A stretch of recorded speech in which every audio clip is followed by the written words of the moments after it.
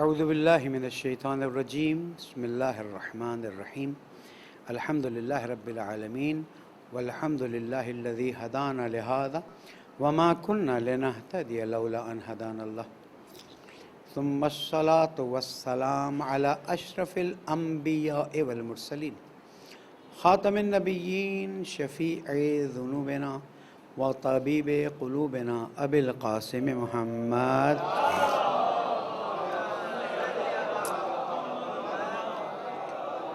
وعلى أهل بيته الطيبين الطاهرين المعصومين المظلومين الذين أذهب الله عنهم الرجس وطهرهم تطهيرا.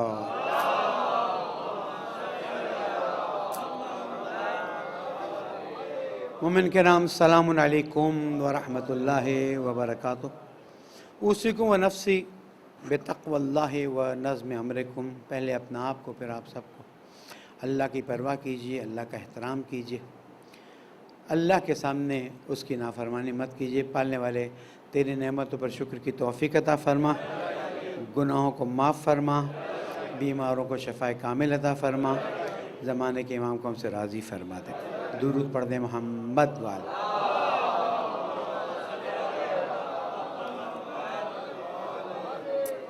عزیزان گرامی، پچھلے ہفتے میں نے قرآن مجید کے سلسلے میں کچھ عرائض پیش کیے تھے، لیکن ایک روش ہے بعض لوگوں کی، اپنے نہیں دوسرے، کہ وہ کسی نہ کسی طرح سے کوئی منفی نقطہ نکال کر اور اس کو مکتب کے خلاف استعمال کرتے ہیں.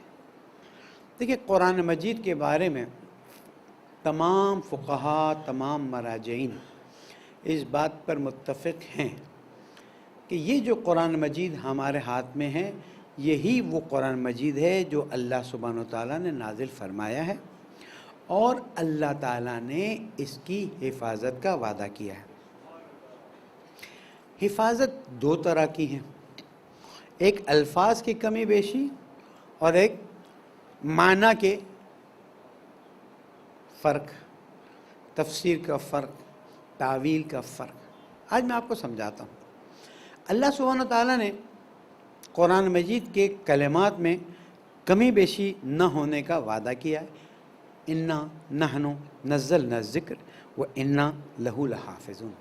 ہم نے ذکر کو نازل کیا ہے اور ہم ہی اس کی حفاظت کرنے والے ہیں. اور اسی لیے آج بہت سے غیر مذہب والے جب اسلام کی تعریف کرنے آتے ہیں تو وہ اس بات پر اسلام کو سلام کرتے ہیں کہ ہمارے تو آسمانی کتابوں کے کئی مختلف ایڈیشن شائع ہو چکے ہیں. یہ صرف قرآن مجید کی خصوصیت ہے کہ اس کا کوئی دوسرا ایڈیشن پرنٹ بون نکلے، لیکن ایڈیشن کوئی دوسرا، اس میں تو ہمیں کسی قسم کی کوئی غلط فہمی ہے ہی نہیں. ہمارے ایک بہت محترم، نام لیتا ہوں، قائد محترم کے ہاں اہل سنت کے بڑے علماء آئے تھے، تو لائبریری میں بیٹھایا آغا صاحب نے. جب چائے لینے گئے اور وہاں سے واپس آئے تو دیکھا جتنے قرآن مجید کے نسخے پڑے تھے انہوں نے باہر نکال کے رکھ دیے، اور ایک جملہ کہا، وہ 40 پارے والا قرآن کہاں ہے؟ آغا صاحب نے ان کو سمجھایا ہمارا کوئی 40 پارے والا قرآن نہیں ہے. یہ سارے قرآن آپ نے دیکھا، کچھ پاکستان میں چھپے ہیں، کچھ ایران میں، کچھ عراق میں، اور ان میں ایک لفظ کا بھی کوئی فرق. یہ ہمارے خلاف سازش ہے. یہ وہ ٹولہ کہ جس کو کچھ نہیں ملتا ہے تو وہ اس طرح کی چیزیں نکالتا ہے. میں نے ان کو چیلنج دیا، ان کو فرمایا کہ آپ ایک 40 سپارے والا قرآن لے کر آ جائیں، ہم تسلیم ہو جائیں گے کہ ہم غلط نہیں ہیں. ایسی کوئی چیز. میں آپ کو ایک اور نقطہ سمجھاتا ہوں. قرآن مجید میں سپارے کا یا 30 پاروں کا کانسیپٹ تو تھا نہیں. قرآن مجید میں رکوع کا تو کانسیپٹ تھا نہیں. قرآن مجید میں آیت کا کانسیپٹ ہے. یہ آیت یہاں ختم ہوئی، یہ آیت یہاں ختم ہوئی. بعد میں یہ چیزیں آئیں، لیکن اس کو قرآن میں تحریف نہیں کہا جاتا. اس کو قرآن کے پڑھنے اور سمجھنے میں آسانی کے لیے کیا گیا ہے، اس لیے ہم نے کہا. یہ بات یاد رکھیے. اور میرے استاد محترم حضرت آیت اللہ ہادی شیخ محمد ہادی معرفت اللہ مقامو، جو اس صدی کے قرآن مجید پر ریسرچ کرنے والے سب سے ٹاپ تھے، انہوں نے مجھے یا ہمیں کلاس میں ایک بات سمجھائی کہ اس بات کو یاد رکھیے گا کہ اگر کہیں سے بھی کوئی چیز ایسی آپ کو دی جائے کہ جناب دیکھو قرآن میں یہاں تعریف ہے وہاں تعریف ہے، جیسے کہ لکھی گئی ہیں ایک دو کتابیں ادھر بھی ادھر بھی، حتیٰ انہوں نے کہا کہ جو اہل سنت کے ریفرنسز صحیح احادیث ہیں، یہ قرآن مجید کی آیات کا یہ ہو گیا وہ ہو گیا، میں بتانا نہیں چاہتا، انہوں نے کہا ان سب کو آخر دم تک رد کرتے رہنا، اس لیے کہ قرآن مجید کی حفاظت کا اللہ نے وعدہ کیا ہوا ہے اور اس کے الفاظ تبدیل نہیں ہو سکتے۔ لوگوں نے کیا ہے لیکن چیزیں سامنے آ گئی اور ان کے اپنے مسائل کھڑے ہو گئے، وہ اپنی جگہ پر ہے۔ انڈیا میں بھی ایک بدبخت کھڑا ہو گیا اور بکواس کر رہا ہے۔ میں نے جو بات کہی تھی وہ کیا ہے؟ میں نے جو بات عرض کی تھی وہ یہ ہے کہ ہمیں قرآن مجید کا اوریجنل ٹیکسٹ مل گیا ہے، ہم نے کوئی بڑا آسمان سے وہ نہیں کیا، اللہ تعالیٰ کی مدد تھی، اور یہ ٹیکس موجودہ ٹیکس کو سپورٹ کر رہا ہے۔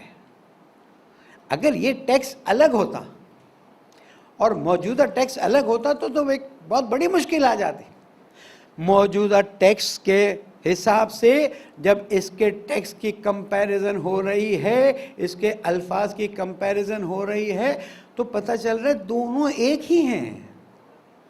تو میں نے کہاں کہہ دیا کہ شیعوں کا نیا قرآن آ رہا ہے یا ہاں، میں نے ایک بات اور کہی ہے کہ ایک فتنہ پرور گروپ، مکس مت کریں چیزوں کو، ایک فتنہ پرور گروپ ایک، میں قرآن تو نہیں کہوں گا نا، ایک کتاب کے نام سے چیزیں لا رہا ہے جس میں ہماری رسومات کو بھی اس میں مثلا ایک سرٹیفائی کر رہا ہے۔ دیکھیں آپ کا مکتب اس وقت مضبوط ترین مکتب ہے، اور دشمن کو پتا ہے کہ اگر اس مکتب کی کمر نہیں توڑیں گے تو یہ مکتب کہاں سے کہاں چلا جائے گا۔ اسلام کے لیے عزت کا باعث، اتحاد المسلمین کے لیے عزت کا باعث، قرآن کے لیے عزت کا باعث۔ اب جو مکتب اتنا مضبوط ہے کہ آج دنیا کی سپر پاورز کو ناکوں چنے چبا رہی ہے، اس مکتب کے خلاف کتنی سازش ہو تو ہم کہیں کہ ہاں یہ صحیح ہے۔ میں نے ایک بار ایک مثال دی تھی کہ 10 کروڑ کمانے کے لیے کتنی محنت کرنی پڑے گی، لیکن ایمان جو ہے 10 کروڑ سے کئی گنا زیادہ ہے۔ تو اگر 10 کروڑ کے لیے اتنی محنت کرنی پڑے گی تو ایمان کے لیے کتنی محنت کرنی پڑے گی۔ اب میں اس کی مثال تبدیل کرتا ہوں۔ جو دین اتنی مضبوطی سے آگے نکل گیا ہے اور اہل سنت مسلمان اقرار کرتے ہیں، آج اتحاد بین المسلمین کے دائرے میں ہمیں بٹھایا جاتا ہے، 17-18 سال ٹیلی ویژن پر ہمیں بٹھا کر یہ بات دکھائی گئی کہ شیعہ، سنی، بریلوی، دیوبندی، اہل حدیث، یہ سب مسلمانوں کے مختلف مسالک ہیں۔ ایم میں بٹھا کے بات بتائی گئی کہ مسلمانوں کے مسالک ہیں۔ ملی یکجہتی کونسل میں بٹھا کر بتایا گیا کہ مسالک ہیں۔ تو اس بات کو یاد رکھیے گا، جو قرآن تحقیق کر کے ہم نے ڈھونڈا ہے اس سے قرآن مجید کی اوتھینٹسٹی 1000 درجہ بڑھ جائے گی انشاءاللہ تعالی، اور یہ کم بات نہیں ہے۔ یعنی ہمارے قرآن موجودہ جو کاپی ہمارے ہاتھ میں ہے اس کی سندیت کو مضبوط کر رہے ہیں، اور جن کے دلوں میں کوئی مشکلات ہیں وہ کہتے ہیں لو جی شیعوں کا نیا قرآن آ گیا۔ شیعوں کا کوئی نیا قرآن نہیں آ رہا، 1400 کچھ سال پرانا نسخہ ہے جو نکالا گیا ہے، اور اس کی خوبی یہ ہے کہ یہ قرآن مجید موجودہ قرآن مجید کو سپورٹ کرتا ہے، اور جتنے اعتراضات ہماری طرف سے، اہل سنت کی طرف سے قرآن مجید کے بارے میں ہیں، آپ کو نہیں بتایا جاتا لیکن ہیں، ان تمام اعتراضات کا جواب دیا جا رہا ہے۔ تو یہ قرآن مجید اللہ سبحانہ و تعالیٰ کی طرف سے امت مسلمہ کے لیے تحفہ ہے اور انسان کے لیے گائیڈنس اور رہنمائی ہے، لیکن اس کے لیے جو گائیڈنس لینا چاہے اس کے لیے نہیں جو گائیڈنس نہیں لینا چاہے۔ اب میں اپنی گفتگو کے دوسرے باب میں آتا ہوں کہ اللہ سبحانہ و تعالیٰ نے فرمایا اِنَّا نَحْنُ نَزَّلْنَا الذِّكْرَ وَإِنَّا لَهُ لَحَافِظُونَ، بہت اچھی بات ہے، ہم تو قرآن کے ہر لفظ پر یقین رکھتے ہیں۔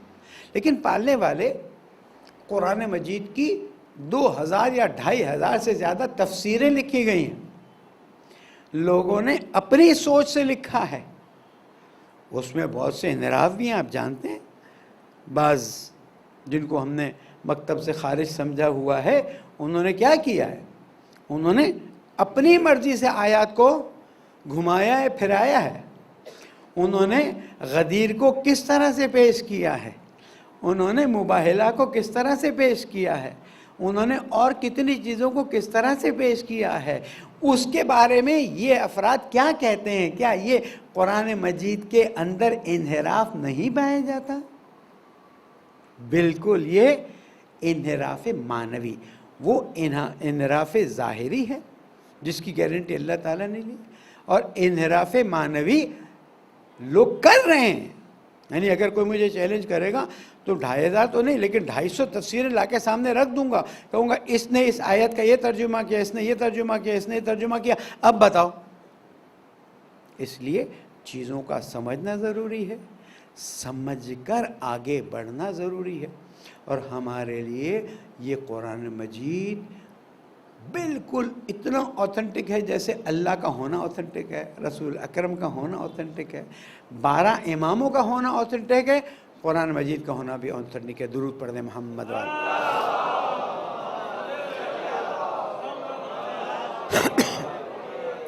گفتگو کو آگے بڑھاتے ہوئے حضور اکرم کو اللہ سبحانہ و تعالیٰ نے ویسے تو بہت سے معجزات دیے، لیکن جو اصل معجزہ چھوڑا ہے وہ ذالک الکتاب لا ریب فیہ ھدی للمتقین، جو اللہ کا احترام کرے گا یہ کتاب اس کا ہاتھ پکڑ کے اس کی ہدایت کر دے گی۔ قیامت میں انسان جب قبر سے نکلے گا، بلکہ قبر میں بھی ہے کہ جب اسے ڈالا جائے گا تو ایک نور اس کے ساتھ ہوگا، پھر قیامت میں جب نکلے گا تو ایک نور اس کو راستہ دکھا رہا گا، وہ پوچھے کہ بھائی کون ہے آپ، یہ کیا ہے، یہ کہاں سے کس نیکی کا ہے؟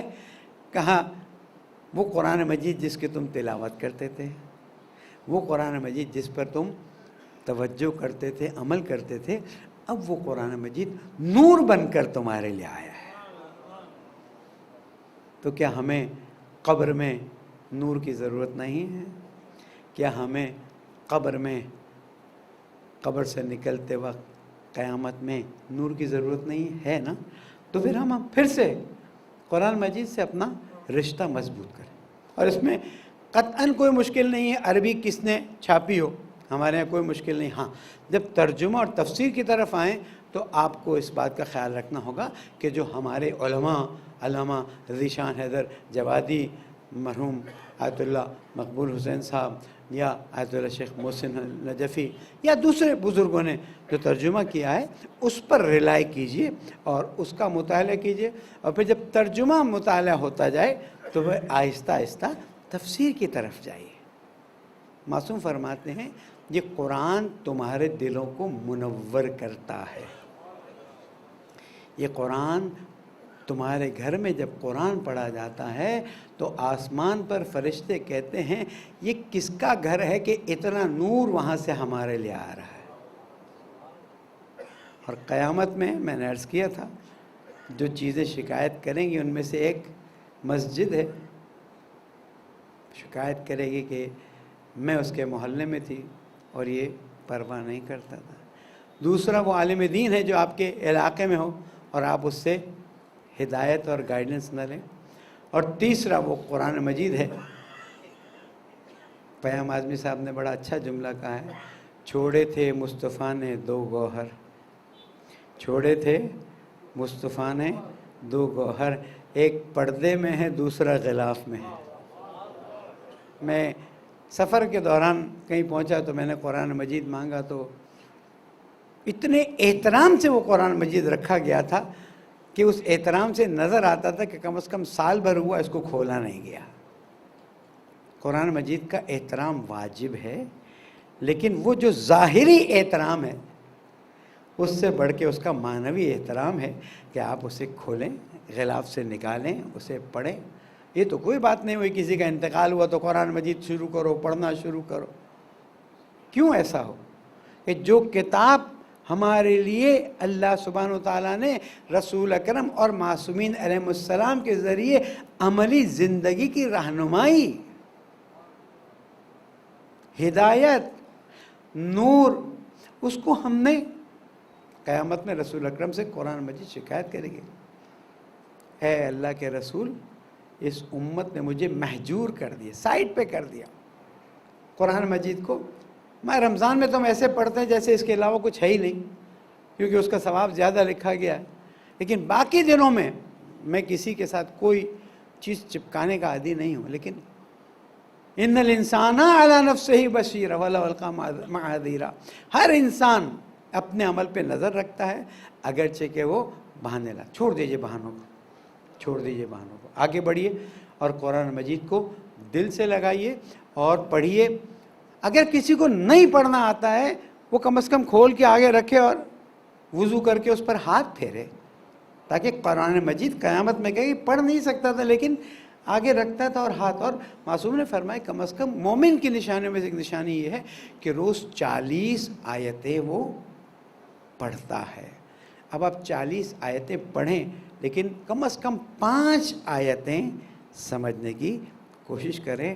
آپ دیکھیے گا آپ کا رابطہ اللہ، اس کے رسول اور اہل بیت سے کتنا خوبصورت ہو جاتا ہے۔ پالنے والے تجھے محمد و آل محمد کا واسطہ ہمیں قرآن سے مانوس ہونے کی توفیق عطا فرما، پالنے والے دین کی خدمت کی توفیق عطا فرما، پریشانیوں کو دور فرما، مشکلات کو دور فرما، جو بیمار ہیں بحق محمد و آل محمد ان کو شفائے کامل عطا فرما، تیری بندگی کی لذت عطا فرما، پیارے ملک کو امن کا گہوارہ بنا، جہاں جہاں مومنین ہیں ان کی جان مال آبرو کی حفاظت فرما، پالنے والے مرحومین کی مغفرت فرما، ہم سب کی موت کو اہل بیت کی محبت پر قرار دے دے، ہماری نئی نسلوں کی ہدایت فرما دے، زمانے کے امام کو ہم سے راضی فرما دے، ان کے ظہور میں تعجیل فرما دے۔ بسم اللہ الرحمن الرحیم، والعصر ان الانسان لفی خسر الا الذین آمنوا وعملوا الصالحات وتواصوا بالحق وتواصوا بالصبر، صدق اللہ العلی العظیم۔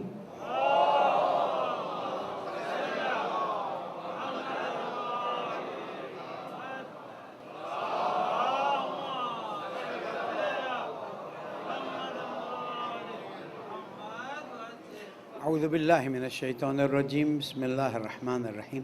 مومنین، بڑا افسوس ہوا سن کر کے زواروں کی بس کا ایکسیڈنٹ ہوا اور کچھ جانیں بھی، قیمتی جانیں بھی چلی گئیں۔ اللہ تعالیٰ ان کو اہل بیت علیہ السلام کے ساتھ جوار میں جگہ عطا فرمائے، اور جو زخمی ہیں بیمار ہیں شفائے کامل عطا فرمائے۔ حضرت گرامی، ایک نقطہ جس کی طرف توجہ دلانی ہے، ہو سکتا ہے میں غلط تو نہیں کہوں گا لیکن بہت زیادہ ایگزیکٹ نہ ہوں، لیکن کچھ چیزیں نظر آتی ہیں تو آپ کے تھرو پھر میں آگے بڑھاتا ہوں، پھر آپ میں سے کچھ جوان مجھے اس کو کنفرم کر کے دیتے ہیں۔ کل علماء کی ایک نشست تھی، اس میں یہ بات سامنے آئی ہے کہ ہمارے بعض نوجوان جو ایکٹیو رہے ہیں ان کے ایکسیڈنٹس ہوئے ہیں اور وہ انتقال کر گئے ہیں۔ میرا جملہ کافی ہے آپ کے لیے؟ ہمارے بعض نوجوان ڈیفنس کے بھی ہیں، انچولی کے بھی ہیں۔ اب تعداد مجھے 11 بتائی گئی، میں کنفرم نہیں کر سکتا، لیکن 2 بھی ہے، 3 بھی ہیں، تو کیا ہو رہا ہے؟ کیا کوئی نیا طریقہ اپنایا جا رہا ہے؟ کیا کوئی نئی صورتحال؟ میں نے عرض کیا نا کہ میرے پاس یہ رپورٹ ہے، میرا کام تھا میں آپ تک پہنچا دوں۔ احتیاط نمبر 1، نمبر 2 اس کے عوامل پر توجہ کریں اور دیکھیں کہ یہ چیز کہاں سے شروع ہوئی ہے اور کیوں اس طرح سے کیا جائے۔ آگے جو بات عرض کرنا چاہ رہا ہوں اس میں یہ بات بالکل واضح ہے کہ ملک کی صورتحال کو جان بوجھ کر یا عدم تجربگی کی وجہ سے یا خاص کوئی ہاتھ ہیں جو پیچھے سے کھیل رہے ہیں، ملک کو ایسی صورتحال پر لا کر کھڑا کر دیا گیا ہے کہ جس کے بعد 14 اگست 1947 والی آزادی اب غلامی میں تبدیل ہوتی جا رہی ہے۔ اب آپ کہیں گے مولانا کون سی حکومت آ رہی ہے ہم پر، برٹش آ رہے ہیں، امریکنز آ رہے ہیں. اب یہ ہائبرڈ وار کا زمانہ ہے. اب یہ لوگوں کو پکڑ کے قید کرنے کا زمانہ نہیں ہے. اب لوگوں کے مائنڈز کو، لوگوں کے اکاؤنٹس کو، میں آپ کو چھوٹی سی مثال دوں. سفر کر رہا تھا، میں نے کہا ذرا ای میل چیک کر لیں، تو مجھے گوگل سے ایک ای میل آیا کہ اگر آپ چاہیں تو بعض جگہوں کے بارے میں اپنی رائے دے سکتے ہیں. میں حیران تھا، پچھلے 12 یا 15 دن میں اگر کہیں سے گزرا ہوں تو اس کا نام بھی اس نے مجھے دیا کہ یہاں پر آپ کی چائے کا ایکسپیرینس کیسا رہا. میری بات سمجھ رہے ہیں نا؟ یہاں پر آپ کے پیٹرول کا ایکسپیرینس کیسا رہا. یعنی ہم لوگ اب کسی کی نظر سے بچے ہوئے نہیں ہیں. ہمیں اپنے آپ کو سنبھالنا ہوگا. اور میرے جوان علوم اہل بیت علیہ السلام کے ذریعے کچھ ایسا راستہ نکالے کہ اس کا توڑ کیا جا سکے. آپ موبائل آف کر دیں، اب وہ بیٹری نکالنے کا سسٹم ہی نہیں رہا. آپ موبائل آف کر دیں اور پھر جائیں، آپ کی ساری چیزیں جا رہی. یہ غلط فہمی میں مت رہیے گا. تو جو میں اصل بات عرض کر رہا ہوں وہ یہ ہے کہ ہم غلامی کے ایک نئے دور میں داخل ہو رہے ہیں. اور فیس بک نے جو ایک نیا نام لیا، میرے ذہن سے نکل گیا، میٹا یا میواٹ کا جو بھی ہے، اس کا کام یہ ہے، آپ کو نہیں، 45-50 سال کے اوپر والوں کو نہیں، نئی نسل جو اوپر آ رہی ہے اس کو پوری طریقے سے اس طرح کر دیا جائے کہ وہ اس کے ساتھ پابند ہوں، اور جو یہ ڈائریکشن دے، جو یہ گائیڈنس دے، جو یہ کہے.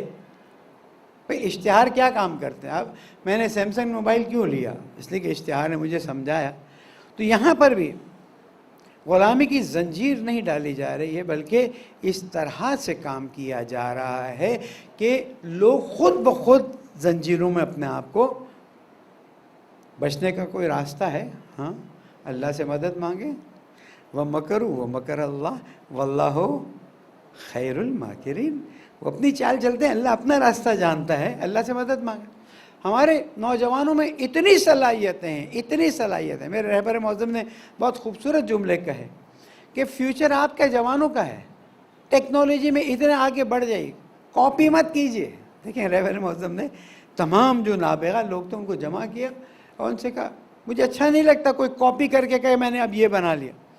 مجھے اچھا یہ لگے گا کہ جوان آ کے کہے کہ یہ میں نے نئی چیز بنائی ہے. اور جو علوم قرآن اور علوم محمد و آل محمد علیہ السلام سے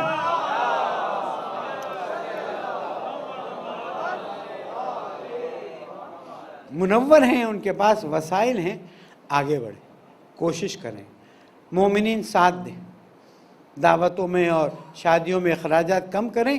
ان کی معذرت کے ساتھ ایجوکیشن کی طرف توجہ کریں. 10 سال میں آپ قوم کی قسمت کو بدل سکتے ہیں. اور کوئی یہ نہ سوچے کہ ہم ان کا مقابلہ کیسے کر سکتے ہیں. جس کے ساتھ اللہ ہو، جس کے ساتھ رسول ہو اور جس کے ساتھ امام زمانہ ہو، وہ اپنے آپ کو کمزور نہ سمجھے.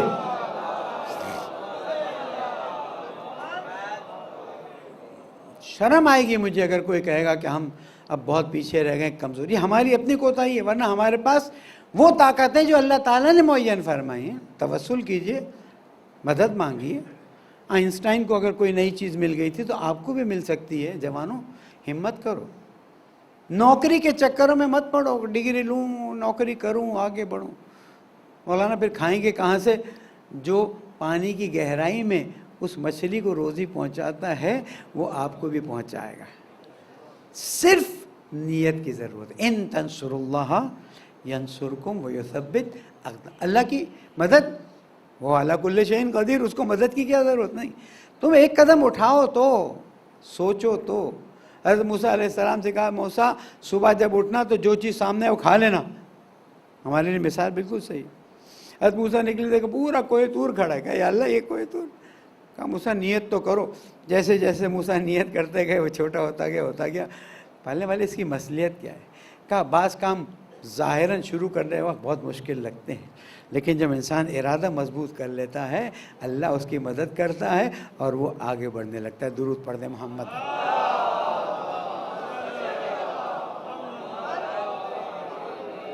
آج کے فعلاً آخری موضوع کی طرف توجہ دلاتا ہوں، اور وہ یہ ہے